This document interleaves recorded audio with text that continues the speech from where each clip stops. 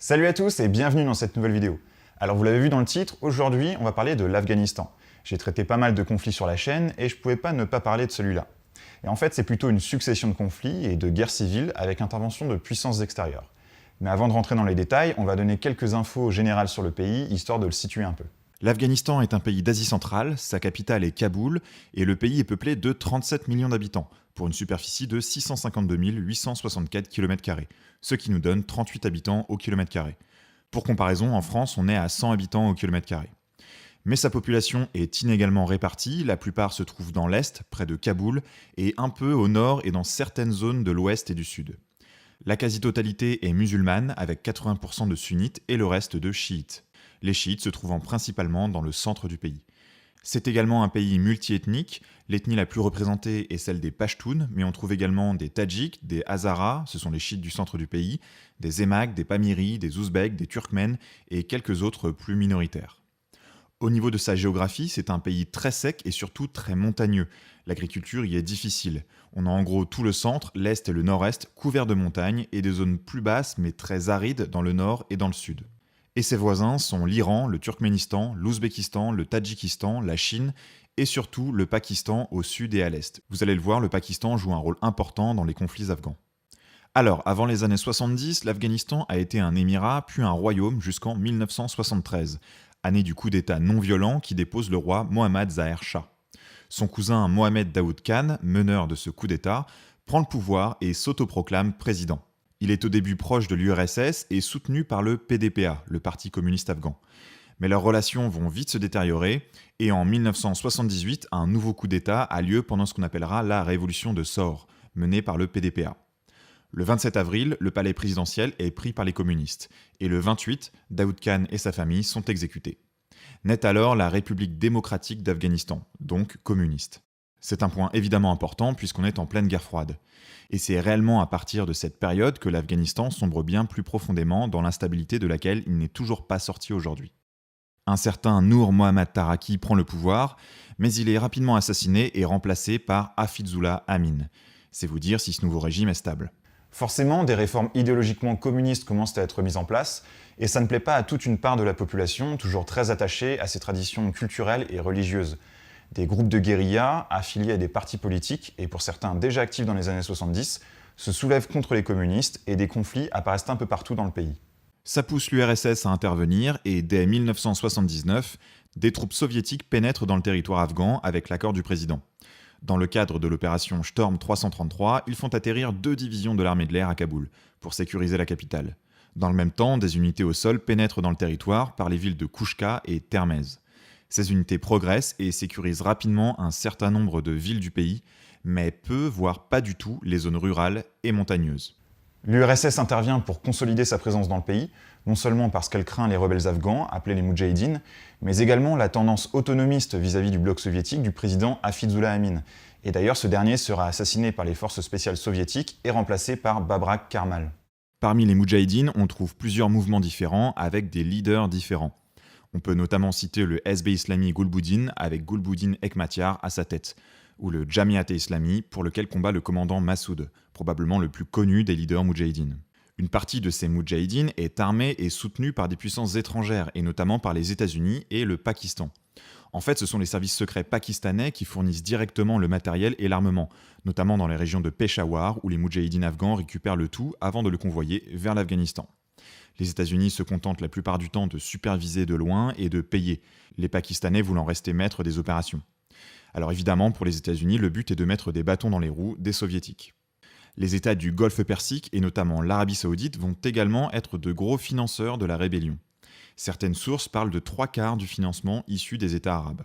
Le but ici est de soutenir les partis moudjahidines d'orientation islamiste traditionnaliste qui se disent en djihad. Et un des organisateurs de ce financement sera d'ailleurs un certain Oussama Ben Laden. Et il y a également de nombreux volontaires arabes qui partiront en Afghanistan pour le djihad, soutenir les moudjahidines. Environ 20 à 30 000 volontaires auraient combattu. Donc pour les soviétiques, la situation devient un peu compliquée. Les zones montagneuses sont intenables et ils ne peuvent pas vraiment compter sur l'armée afghane, dont beaucoup de membres désertent, et certains même pour rejoindre les moudjahidines. Donc ils se contentent de tenir les grandes villes et les grands axes de communication, laissant l'armée afghane se charger tant bien que mal de mener les offensives sur le reste du territoire, qui est toujours aux mains des groupes insurgés qui sont soutenus par une grande part de la population. Et au début de l'année 89, les Russes finissent par quitter officiellement et définitivement l'Afghanistan. Donc le gouvernement afghan communiste se retrouve seul face aux groupes armés et finit par tomber 3 ans plus tard. En avril 92, les Moudjahidines entrent dans Kaboul. C'est donc une victoire pour eux et pour simplifier, 7 partis politiques, qui contrôlent tous certaines portions du territoire, vont tenter de se partager le pouvoir. Et le 24 avril 92, l'Afghanistan devient l'État islamique d'Afghanistan, établi par les accords de Peshawar signés par les dirigeants des différents partis, exception faite de Hekmatyar, chef du Hezb islami Gulbuddin. Malgré les efforts du commandant Massoud pour tenter de l'inclure dans cette nouvelle alliance, il souhaite prendre le contrôle de l'Afghanistan et d'avril 92 à janvier 93, il assiège et bombarde Kaboul, ce qui fera des dizaines de milliers de victimes, morts et blessés. Pour cela, on l'a surnommé le boucher de Kaboul. Durant la même période, la fragile alliance entre les 6 autres partis politiques s'effrite. Le SB Wada, parti chiite, se retire du gouvernement et négocie avec Hekmatyar. Et en 1994, c'est un autre parti, celui d'Abdul Rachid Dostum, le Jumbesh, qui rejoint l'alliance d'Hekmatyar. La guerre civile s'intensifie et les combats ont surtout lieu dans les villes. Les campagnes sont plus ou moins épargnées, au moins des bombardements, mais sont loin d'être sécurisées pour autant. Alors les rivalités entre les partis ont parfois été expliquées par les tensions ethniques dans le pays. Chez Hekmatyar, on a des Pashtuns, chez Massoud plutôt des Tadjiks, chez Dostum des Ouzbeks, etc. Mais c'est une analyse qui est critiquée. En fait, les différents leaders ont clairement joué un rôle dans l'intensification des tensions ethniques dans le pays, dans le but évidemment de rallier des sympathisants à leur cause. Donc ce n'est pas forcément le sentiment d'appartenance ethnique et communautaire qui crée le parti politique, c'est aussi le parti politique qui alimente ce sentiment pour gagner en légitimité. Ça marche dans les deux sens. De plus, chaque parti va avoir des revendications différentes. Le Jamiat de Massoud va par exemple travailler pour la construction d'un État centralisé, alors que d'autres, au contraire, vont souhaiter un système décentralisé. C'est le cas du SB Wada, parti chiite, qui craint que la minorité chiite hazara soit mise à l'écart, voire persécutée dans le cas d'un État fort, par exemple Pashtun et sunnite. Même chose pour le Jumbesh de Dostum, qui comprend beaucoup d'anciens communistes, et Dostum a lui-même combattu pour les communistes dans les années 80. Ils craignent donc d'être éliminés par un État central fort et combattent pour un système fédéral. Puis en 1994 va apparaître une nouvelle force, ce sont les talibans. Ils viennent plutôt des zones rurales et leur objectif est de libérer le pays des seigneurs de guerre, qu'ils disent, et on ne peut pas leur donner tort, corrompus et responsables de l'instabilité du pays. Ils apparaissent dans le sud du pays et sont majoritairement de l'ethnie Pashtun. Et ils sont plutôt bien accueillis par la population, en tout cas au début, car ils offrent un cadre juridique par le biais de l'application de la charia, qui tranche avec le chaos qui régnait depuis plusieurs années. Ils gagnent rapidement du terrain, prennent les villes de Kandahar en 94, de Herat en 95 et Jalalabad puis Kaboul en 96. Et à ce moment-là, l'Afghanistan est principalement divisé en 3 entités dominantes. Le parti de Massoud, le Jamiat, le parti de Dostum, le Jumbesh, et les talibans. Hekmatyar n'a pas vraiment tenu, une bonne partie de ses sympathisants s'étant ralliés aux talibans. Et Dostum se fera quant à lui refouler du nord-ouest du pays. Donc finalement, seul le Jamiat tiendra bon dans le nord-est, où sera alors créée l'Alliance du Nord, regroupant plusieurs partis d'ex-Moudjahidines. On entre dans la période talibane de l'Afghanistan et en 1997, le pays est renommé Émirat islamique d'Afghanistan, avec à sa tête le Mollah Omar qui s'autoproclame commandeur des croyants. Les talibans resteront au pouvoir à Kaboul pendant 5 ans, 5 années durant lesquelles la capitale sera régulièrement bombardée par les forces de l'Alliance du Nord, ce qui participera à discréditer le commandant Massoud, vu jusqu'ici comme l'un des plus modérés. Alors les talibans sont soutenus par le Pakistan qui voit en eux l'espoir d'un Afghanistan stabilisé, proche idéologiquement, permettant l'ouverture de routes commerciales vers l'Asie centrale et qui pourrait s'avérer être un précieux allié contre leur ennemi historique, l'Inde. Effectivement, les Pakistanais craignent que le parti de Massoud soit trop souple avec les Indiens, ce qui les placerait en mauvaise posture, coincés entre les deux pays. Puis 2001 va être l'année du basculement. Massoud est tué dans un attentat suicide le 10 septembre et le lendemain ont lieu les attentats du World Trade Center à New York. Le président George Bush déclare que les terroristes responsables des attentats se cachent en Afghanistan, protégés par les talibans. Et effectivement, les talibans avaient laissé Al-Qaïda s'installer dans le pays. Les États-Unis décident donc de mener une offensive. L'opération commence concrètement le 7 octobre 2001. Des forces essentiellement états-uniennes et britanniques bombardent les positions talibanes, surtout au niveau du front avec l'Alliance du Nord et autour de Kaboul et de Kandahar, puis pénètrent dans le territoire. En parallèle, les forces de l'Alliance du Nord mènent une offensive et en à peine quelques semaines, les talibans sont renversés. Les derniers combats ont lieu mi-décembre et à ce moment-là, ils ne contrôlent plus que quelques territoires dans les sud-est et nord-est. Le reste du pays est aux mains de différents petits seigneurs de guerre, de groupes d'ex-talibans résiduels ou simplement autogérés. En gros, ce qu'il faut retenir, c'est que malgré la chute du régime taliban, le nouveau gouvernement n'a pas du tout d'emprise sur le territoire. Le 31 décembre de la même année est créée la FIAS, Force internationale d'assistance et de sécurité. C'est une force militaire de l'OTAN dont l'objectif est de redonner le pouvoir au gouvernement afghan. Et le territoire est divisé en plusieurs commandements attribués à différents pays de la coalition. En parallèle, les États-Unis mènent sous leur propre commandement l'opération Liberté immuable. L'objectif est de neutraliser la présence terroriste dans le pays et de capturer les chefs d'Al-Qaïda, dont évidemment Oussama Ben Laden. Les forces de la FIAS et celles de l'opération Liberté immuable travaillent de manière coordonnée. Alors, durant la première partie des années 2000, comme je le disais, le gouvernement ne contrôle plus ou moins que Kaboul. Le reste du pays est aux mains des seigneurs de guerre qui font la loi et y lèvent l'impôt. Le gouvernement tente de les désarmer en les intégrant à l'armée nationale, mais les résultats de cette stratégie sont plutôt mitigés.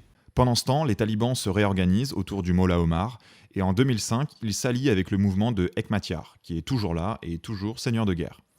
Et également avec un autre mouvement, celui de Younes Khalid, qui contrôle notamment la passe de Khyber. Alors cette passe, qui est située à la frontière avec le Pakistan dans les montagnes, est stratégique car c'est par là que la coalition de l'OTAN fait passer le gros des ravitaillements pour toutes les bases militaires du pays. Alors récemment, le Washington Post a mis la main sur des milliers de pages de documents retraçant divers échanges de personnes ayant participé à la guerre d'Afghanistan.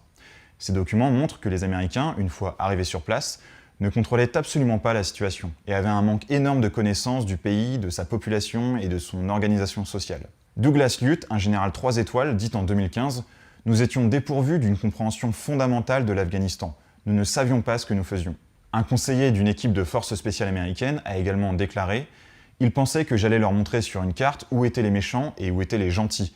Il a fallu plusieurs conversations pour qu'ils comprennent que je n'avais pas cette information. Au début, ils continuaient de demander « Mais qui sont les méchants? Où sont-ils » Donc dès le début de la décennie 2000, les forces occidentales sont dans le flou total, ce qui ne présage rien de bon pour la suite. Et dès 2006, les talibans se réinstallent dans le sud du pays, puis redeviennent actifs dans l'est également et dans certaines zones du nord. Ces derniers adoucissent leurs règles pour être mieux accueillis par la population. Cela concerne notamment l'écoute de la musique, le cinéma, la non-obligation de porter la barbe, et également le droit de cultiver de l'opium. Et ce n'est pas pour rien, parce que la culture et la vente d'opium vont devenir leur principale source de financement. L'Afghanistan est le premier fournisseur mondial, de loin. À côté de ça, le Pakistan continue toujours de les financer secrètement et joue clairement un double jeu car il apporte en parallèle une aide logistique à l'OTAN et abrite des bases américaines sur son territoire. Les talibans gagnent donc du terrain et l'autorité du gouvernement est de plus en plus remise en cause, du fait de son incapacité à reprendre le contrôle du pays et à la corruption qui le gangrène. Face à cela, à partir de 2009, les Occidentaux, et Américains en tête, changent de stratégie. Ils comprennent que s'ils veulent gagner la guerre, il leur faut l'approbation de la population. Cette nouvelle stratégie veut mettre l'accent sur la sécurisation des zones où vivent de larges parts de la population, sur l'amélioration des relations entre les forces de la FIAS et cette population, et sur le soutien à l'économie et à la lutte contre la corruption. L'objectif est également de mieux former les forces afghanes pour que celles-ci gagnent en autonomie. Et d'ailleurs, à partir de 2011, les forces de l'OTAN commencent à se désengager progressivement et à laisser la main à l'armée afghane. En parallèle, une des dernières opérations de grande ampleur, l'opération Mushtarak, est menée dans le sud du pays, dans la province d'Helmand, fief des talibans. Mais malgré tout ça, et après plus de 10 ans de guerre, le pays n'est toujours pas stabilisé, loin de là. Et en 2014, une autre menace voit le jour, l'apparition de l'État islamique au Khorasan, porté par les événements en Syrie et en Irak à la même époque. Ses membres sont recrutés un peu partout, il y a entre autres des anciens talibans afghans, des talibans pakistanais, ou encore des ex-militants d'un mouvement islamique en provenance de l'Ouzbékistan. Ils ont mené plusieurs attentats et seraient présents surtout dans l'est du pays. Alors ce nouveau groupe n'est pas un allié des talibans, pour la simple et bonne raison que les deux entités ont un projet politique différent, ils sont donc plutôt concurrents. Puis, à partir des années 2010, les forces de l'OTAN sont pour l'essentiel parties. Les forces restantes n'ont plus que majoritairement une mission de formation de la police et de l'armée afghane. Et la stratégie est maintenant plutôt à la négociation, le gouvernement comprenant bien que la situation ne sera pas militaire. Et aujourd'hui, on en est toujours là. Le pays est toujours très instable, notamment dans les zones sud et est. Les talibans contrôlent encore de nombreux districts en 2019, comme vous pouvez le voir sur la carte, et dans les zones de tension, des groupes d'autodéfense se sont formés, avec de nouveaux petits chefs de guerre à leur tête, ce qui ajoute à la complexité de la situation. L'État islamique, quant à lui, n'a pas réussi à réellement s'implanter, et le pays est polarisé entre talibans et gouvernement. Au final, plus de 3500 membres des forces de l'OTAN ont été tués en presque 20 ans d'intervention, et plus de 30 000 civils auraient péri. Le nombre total d'Afghans tués, militaires, insurgés et civils compris, serait de plus de 120 000.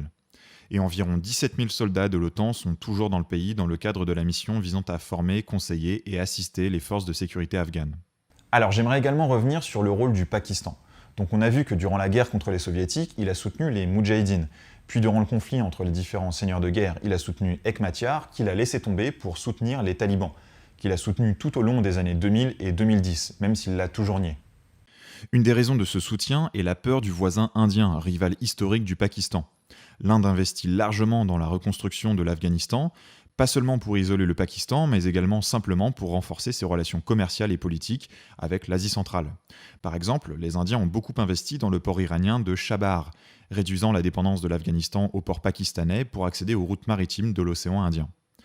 Donc de fait, l'Inde améliore de plus en plus ses relations avec le gouvernement afghan, ce qui inquiète le Pakistan. Et sur le plan de la politique interne, il faut savoir également que le Pakistan abrite sur son territoire de nombreux talibans afghans près de la frontière.